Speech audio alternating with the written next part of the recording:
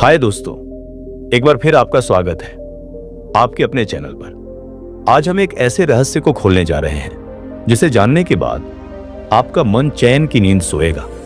सवाल है, मन को शांत कैसे करें? सोचिए जरा, आपका मन एक जंगली घोड़ा है। कभी यहां दौड़ता है, कभी वहां, कभी गुस्से की आग में जलता है तो कभी चिंता के भंवर में डूब जाता है। ऑफिस का तनाव, घर की टेंशन और वो अनचाहे विचार जो रात को आपको सोने न दे। क्या इनसे छुटकारा मुमकिन है? जवाब है हाँ, बिल्कुल मुमकिन है। इस वीडियो में हम लेकर आए हैं एक ऐसा खजाना जो सदियों पुराना है। एक मजेदार और रहस्यमयी कहानी गौतम बुद्ध की प्रेरणा से बनी, जिसमें है रोमांच, डर और शांति का वो जादुई मंत्र जो आपके मन को पल में बदल देगा। और हाँ, इसके साथ कुछ सुपर आसान ट्रिक्स भी जिन्हें आप अभी ट्राई कर सकते हैं। लेकिन सवाल ये है, क्या आप तैयार हैं अपने मन के जंगल में छिपी शांति को ढूंढने के लिए?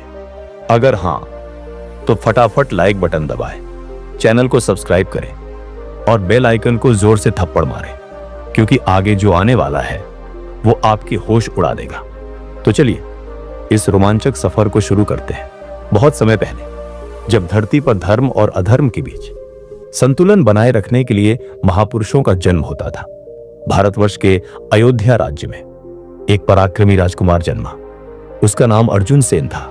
वह बलशाली, बुद्धिमान और रणकौशल में निपुण था, किंतु उसके मन में शांति नहीं थी। बाल्यकाल से ही उसने देखा था कि राजा बनने का अर्थ केवल शासन करना नहीं, बल्कि अनेक प्रकार के संघर्षों और अंतहीन आकांक्षाओं का बोझ ढोना भी है। जैसे जैसे वह बड़ा हुआ, उसकी चिंताएं भी बढ़ती गईं। युद्धों की तैयारी, राज्य की राजनीति, मित्रों और शत्रुओं की पहचान और भविष्य की अनिश्चितता। एक दिन जब उसे अपने ही परिवार के कुछ लोगों से धोखा मिला, तब उसकी आत्मा और भी अशांत हो गई। उसे लगा कि जीवन केवल संघर्षों और दुखों की श्रृंखला है। एक वृद्ध मंत्री ने उसे सलाह दी, यदि तुम अपने हृदय में शांति पाना चाहते हो तो कैलाश के समीप स्थित महर्षि आत्मरंजन के आश्रम में जाओ। वे मन की शांति का रहस्य जानते हैं। राजकुमार ने निश्चय किया कि वह अपने सारे वैभव, सिंहासन और मोह माया को कुछ समय के लिए त्याग कर दोष आज आत्मरंजन के पास जाएगा और उनसे मन की शांति प्राप्त करने का उपाय सीखेगा। हिमालय की ऊंचाइयों में बसे आचार्य आत्मरंजन के आश्रम तक पहुंचने में राजकुमार को कई दिन लगे। घने जंगलों, तीव्र बहती नदियों और बर्फीले पहाड़ों को पार करते हुए जब वह आश्रम पहुंचा तो उसने देखा कि वहां एक दिव्य आभा फैली हुई थी। सुगंधित हवन कुंडों से धुआं निकल रहा था। शिष्यों के समूह ध्यान और साधना में लीन थे और पक्षियों के मधुर कलरव के बीच गूंज रही थी महर्षि आत्मरंजन की शांतिपूर्ण वाणी। राजकुमार ने सिर झुकाकर प्रणाम किया और निवेदन किया, गुरुदेव, मैं अयोध्या का राजकुमार अर्जुन सेन हूं। मेरे पास वैभव है, परंतु मेरा मन अशांत है। मैं जानना चाहता हूं कि शांति कैसे प्राप्त होती है। महर्षि आत्मरंजन ने मुस्कुराते हुए कहा, वत्स, मन की शांति कोई वस्तु नहीं जो बाहर मिले, ये तुम्हारे भीतर ही है। परंतु इसे पाने के लिए तुम्हें 10 मार्गों का अनुसरण करना होगा। यदि तुम इन 10 उपदेशों को हृदयंगम कर लोगे तो तुम चिरकालिक शांति प्राप्त कर सकोगे। राजकुमार पूरी श्रद्धा से उनके चरणों में बैठ गया। महर्षि आत्मरंजन ने उसे ध्यान से देखा और अपना पहला उपदेश दिया। महर्षि ने कहा, राजकुमार, इस संसार में सब कुछ परिवर्तनशील है। सुख और दुख, लाभ और हानि, प्रेम और घृणा, जीवन और मृत्यु, सब समय के अनुसार बदलते रहते हैं। जो व्यक्ति परिवर्तन को स्वीकार करना सीख जाता है वही शांत रहता है। फिर उन्होंने एक कथा सुनाई। एक बार एक महान सम्राट था। उसके राज्य में अकाल पड़ा और प्रजा बहुत दुखी हो गई। सम्राट ने अपना पूरा कोष खाली कर दिया, परंतु अकाल समाप्त नहीं हुआ। वह अत्यधिक परेशान हो गया। तब एक वृद्ध आर्षी ने उससे कहा, यह समय भी बीत जाएगा, बस धैर्य रखो। कुछ वर्षों बाद राज्य में समृद्धि लौट आई, लेकिन सम्राट इस बार अत्यधिक अहंकारी हो गया। आर्षी ने फिर कहा, यह समय भी बीत जाएगा। धीरे धीरे सम्राट को समझ आ गया कि जीवन में कोई भी अवस्था स्थायी नहीं होती। राजकुमार ने यह कथा सुनी और सिर झुका लिया। उसे अपनी अस्थायी चिंताओं का भान हुआ। दूसरा उपदेश, संतोष। आर्षि आत्मरंजन बोले, जिस व्यक्ति के पास जो कुछ है उसमें संतोष नहीं है वो कभी शांत नहीं हो सकता। असंतोष एक जलती हुई अग्नि है जो कभी बुझती नहीं। उन्होंने एक अन्य कथा सुनाई। एक व्यापारी था जो हर बार और अधिक धन कमाने की इच्छा रखता था। वह चाहता था कि उसके पास अपार धन संपत्ति हो, परंतु जितना अधिक वह कमाता उतना ही अधिक वह चिंतित रहता। एक दिन वह एक फकीर से मिला। फकीर ने उसे एक छोटी सी पोटली दी और कहा, इसमें केवल 2 अशर्फियां हैं, परंतु यदि तुम इसे पर्याप्त समझोगे तो यह तुम्हें सबसे अधिक खुशी देगी। व्यापारी ने पहली बार महसूस किया कि असली संतोष बाहर नहीं, भीतर है। राजकुमार को यह कथा बहुत गहरी लगी। उसने सोचा कि वह भी हमेशा अधिक पाने की इच्छा में दुखी रहता था। तीसरा उपदेश, ध्यान। आर्षि ने कहा, मन को शांत करने का सबसे श्रेष्ठ मार्ग ध्यान है। जैसे अशांत जल में कुछ भी स्पष्ट नहीं दिखता, वैसे ही अशांत मन सत्य को नहीं देख सकता। उन्होंने राजकुमार को ध्यान करने की विधि सिखाई और कहा, शांत बैठो, अपनी श्वासों को देखो और धीरे धीरे विचारों की हलचल शांत हो जाएगी। राजकुमार ने ध्यान में बैठने का प्रयास किया। पहली बार उसे अपने भीतर एक शांति का अनुभव हुआ। चौथा उपदेश, क्षमा। राजकुमार अब तक गहरी साधना में था।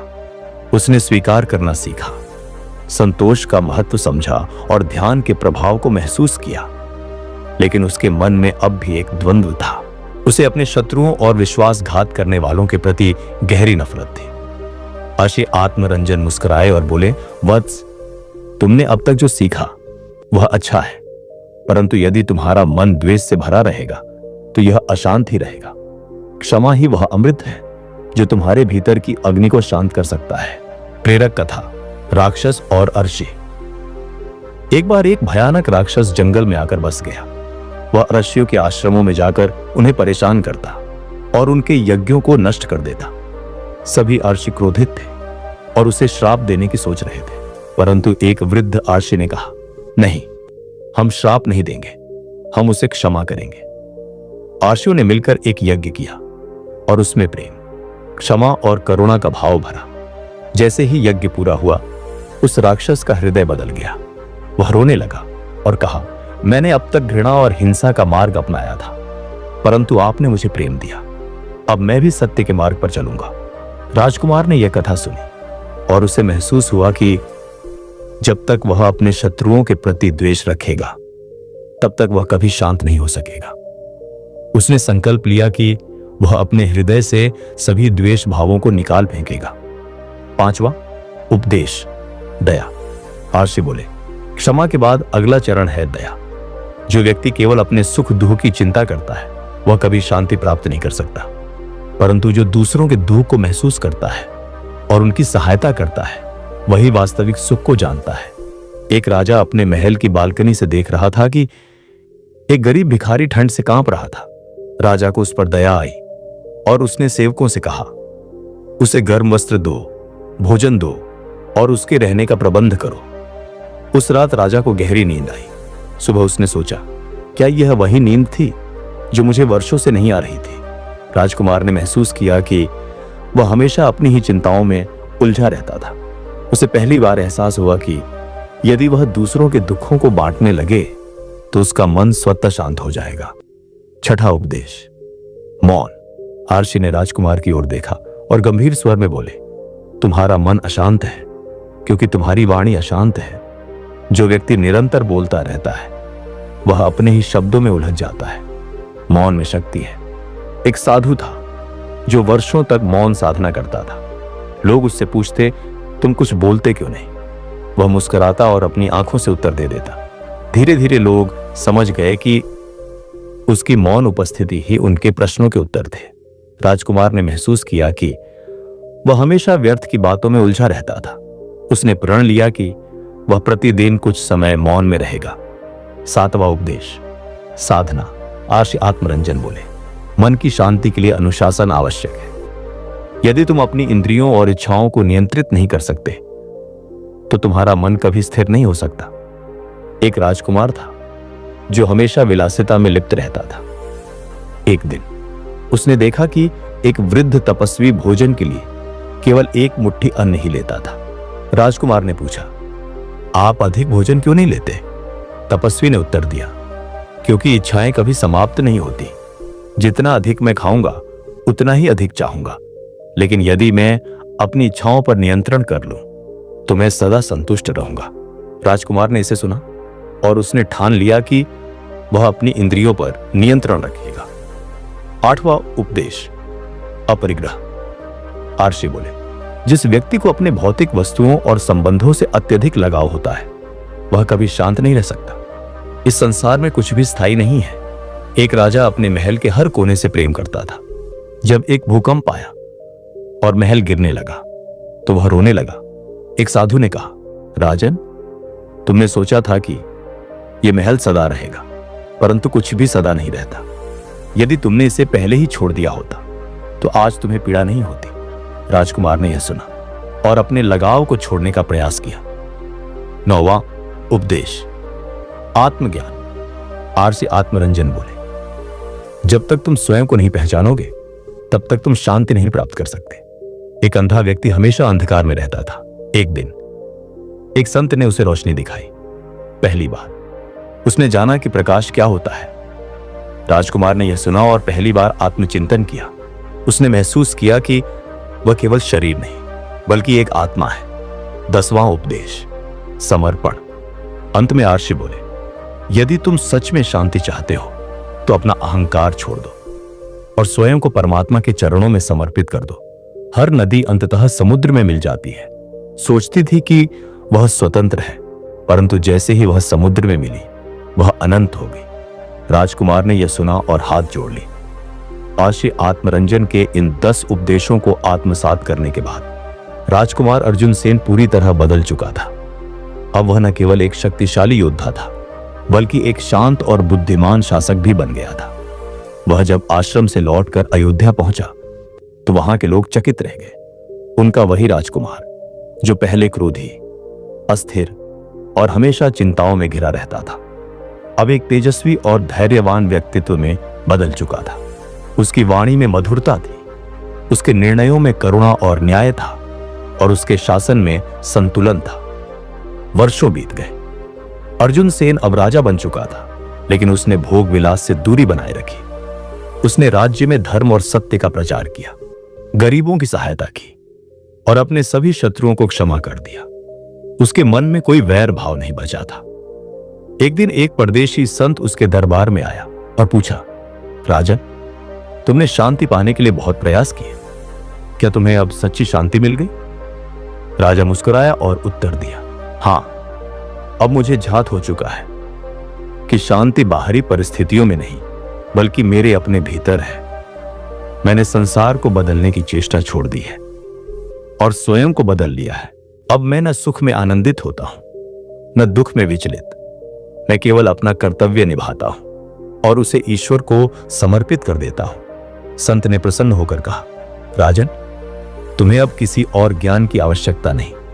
तुमने जीवन का सबसे बड़ा रहस्य जान लिया है। तुम अब केवल एक राजा नहीं बल्कि एक सच्चे आर्षि हो। उस दिन से अर्जुन सेन को धर्मसेन के नाम से जाना जाने लगा। उसने अपने जीवन के अंतिम वर्ष ध्यान और साधना में व्यतीत किए और एक दिन हिमालय की ओर प्रस्थान कर गया। कहते हैं कि वहां उसने समाधि ले ली और सदा के लिए ब्रह्म में विलीन हो गया। कहते हैं कि जो भी अर्जुन सेन के जीवन से सीखता है और इन 10 उपदेशों का पालन करता है वह भी अंततः मन की शांति प्राप्त करता है। अगला अध्याय। प्राचीन भारत में यमुना नदी के किनारे एक समृद्ध नगर था जिसका नाम था चंद्रनगर। इस नगर में एक युवा सुनार रहता था जिसका नाम था सूर्यकांत। सूर्यकांत अपने सुनहरे आभूषणों और बारीक कारीगरी के लिए प्रसिद्ध था। राजा रानी से लेकर साधारण व्यापारी तक सभी उसके बनाए गहनों की तारीफ करते थे, लेकिन उसकी यह कला उसके भीतर की अशांति को छिपा नहीं पाती थी। सूर्यकांत का बचपन कठिन था। उसके पिता एक क्रूर जमींदार के हाथों मारे गए थे और उसकी मां दुख में चल बसी थी। ये यादें उसके मन में जहर की तरह बसी थी। वह दिन में काम में डूबा रहता, पर रात होते ही नींद उससे कोसों दूर रहती। उसे सपने में आग, खून और चीखें दिखती। हर छोटी बात पर उसका गुस्सा भड़क उठता और वह अपने ही विचारों का गुलाम बन गया। एक दिन वह जंगल में लकड़ी लेने गया ताकि अपनी भट्टी के लिए ईंधन जुटा सके। वहां उसे एक अनोखा दृश्य दिखा।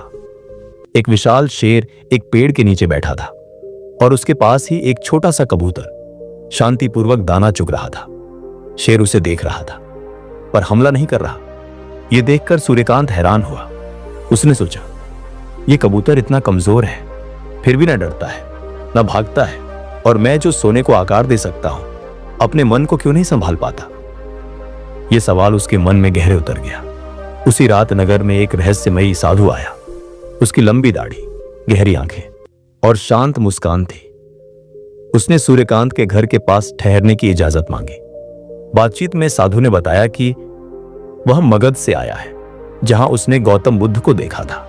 उसने कहा, उनके पास ऐसी शक्ति है जो मन के तूफानों को शांत कर देती है। उनकी एक बात से ही लोग अपने दुख भूल जाते हैं। यह सुनकर सूर्यकांत के मन में आग जल उठी। उसने सोचा, अगर कोई मेरे इस जलते मन को ठंडक दे सकता है तो वह बुद्ध ही होंगे। अगली सुबह उसने अपनी औजारों की थैली, थोड़ा भोजन और एक छोटा सा सोने का लॉकेट जो उसकी मां ने उसे दिया था, लेकर मगध की ओर चल पड़ा। मगध का रास्ता लंबा और जोखिमों से भरा था। पहले दिन वह एक घने जंगल में पहुंचा। वहां उसे एक बूढ़ा लकड़हारा मिला जिसके हाथ में एक कुल्हाड़ी थी। लकड़हारे ने उसे देखकर कहा, युवक, तुम उदास क्यों दिखते हो? सूर्यकांत ने अपनी कहानी सुनाई। लकड़हारे ने हंसते हुए कहा, शांति पाने के लिए पहले अपने मन का दर्पण साफ करो। सूर्यकांत को समझ नहीं आया, पर उसने आगे बढ़ने का फैसला किया। रात को जब वह सो रहा था तो उसे सपने में एक चमकता हुआ दर्पण दिखा जिसमें उसका चेहरा नहीं बल्कि आग की लपटें दिख रही थी। वह डरकर जाग गया। दूसरे दिन वह एक पहाड़ी नदी के पास पहुंचा। वहां उसे एक जंगली हाथी दिखा जो नदी में पानी पी रहा था। अचानक एक मगरमच्छ ने हाथी की सूंड पर हमला किया। हाथी ने उसे हवा में उछाला और मगरमच्छ भाग गया। यह देखकर सूर्यकांत का मन और अशांत हुआ।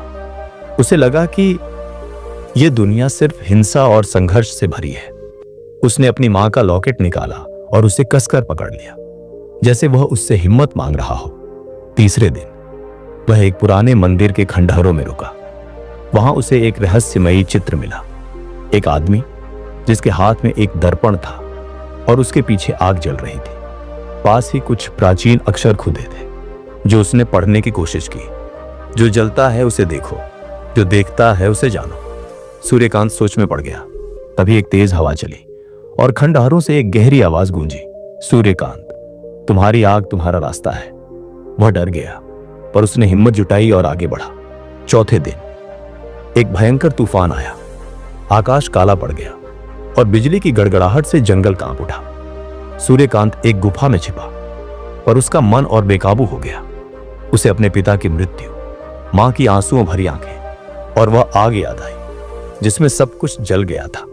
उसने चिल्लाकर कहा, क्या मेरे भाग्य में सिर्फ दुख है? तभी उसने गुफा की दीवार पर एक छोटा सा फूल देखा जो तूफान के बावजूद हिल रहा था पर टूट नहीं रहा।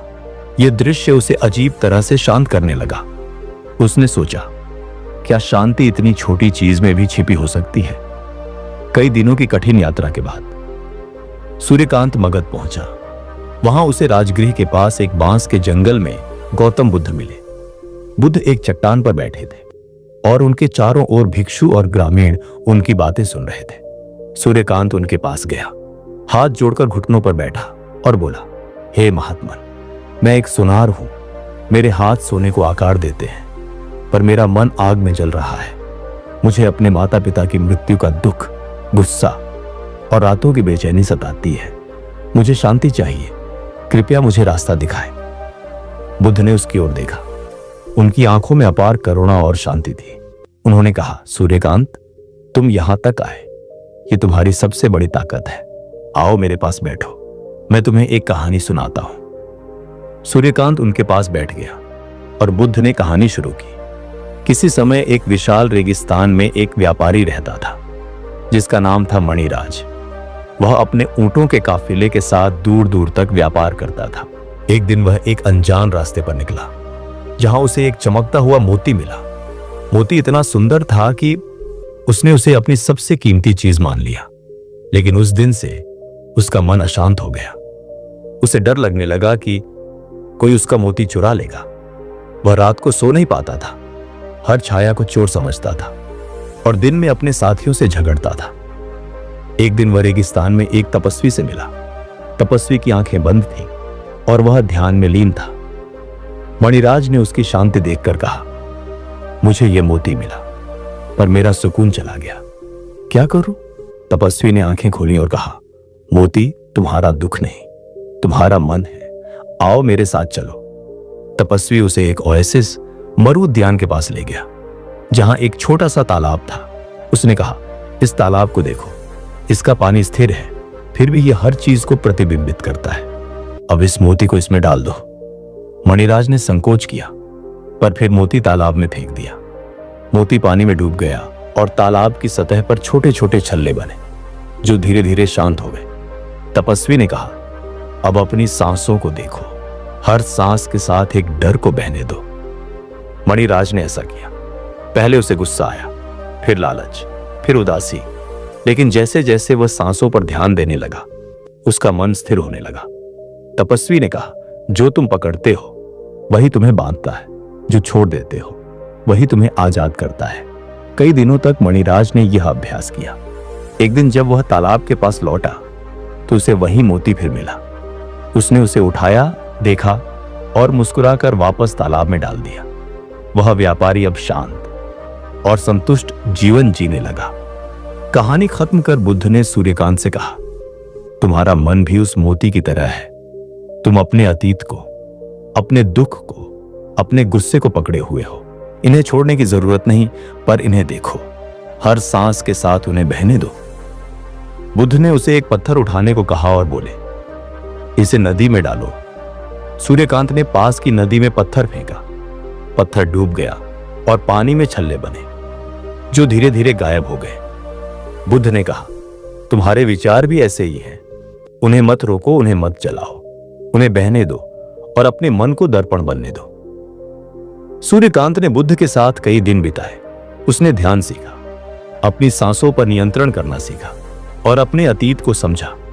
एक दिन बुद्ध ने उससे कहा, अपनी मां का लॉकेट निकालो। सूर्यकांत ने लॉकेट निकाला और उसे देखते हुए रोने लगा। बुद्ध ने कहा, इसमें जो दुख है उसे बहने दो, जो प्यार है उसे रखो। सूर्यकांत ने ऐसा ही किया। उसने अपने दुख को नदी की तरह बहाया और प्यार को अपने दिल में बसाया। जब वह चंद्रनगर लौटा तो लोग उसे पहचान नहीं सके। उसका चेहरा शांत था, उसकी आंखों में चमक थी और उसकी मुस्कान में सुकून था। उसने फिर से सुनारी शुरू की, पर अब उसके गहनों में एक नई बात थी। हर आभूषण में शांति की छाप थी। उसने अपने माता पिता की याद में एक सोने का दीपक बनाया और उसे नगर के मंदिर में रखा। पर अब वह उस दुख से नहीं जलता था। लोगों ने पूछा, तुमने यह शांति कैसे पाई? सूर्यकांत ने कहा, मैंने अपने मन को दर्पण बनने दिया। मैंने अपनी आग को देखा, उसे समझा और उसे बहने दिया। जब वह शांत हुई तो मेरे भीतर का प्रकाश जाग गया। यह कहानी हमें सिखाती है कि मन की अशांति हमारे अतीत, डर या गुस्से को थामने से आती है। बुद्ध का मार्ग हमें बताता है कि ध्यान, संयम और आत्मनिरीक्षण से हम अपने विचारों को देख सकते हैं, उन्हें स्वीकार सकते हैं और उन्हें बहने दे सकते हैं। शांति कोई बाहरी खजाना नहीं, बल्कि हमारे भीतर का दर्पण है, जो तब साफ होता है जब हम अपने मन के तूफानों को शांत करना सीख लेते हैं। सूर्यकांत की तरह हमें भी अपनी आग को देखना होगा, उसे जानना होगा और फिर उसे शांति में बदलना होगा। तो दोस्तों, अगर आपको ये कहानी पसंद आई और इससे आपको कुछ नया सीखने को मिला तो हमारे चैनल को सब्सक्राइब जरूर करें। ये तो बस शुरुआत है।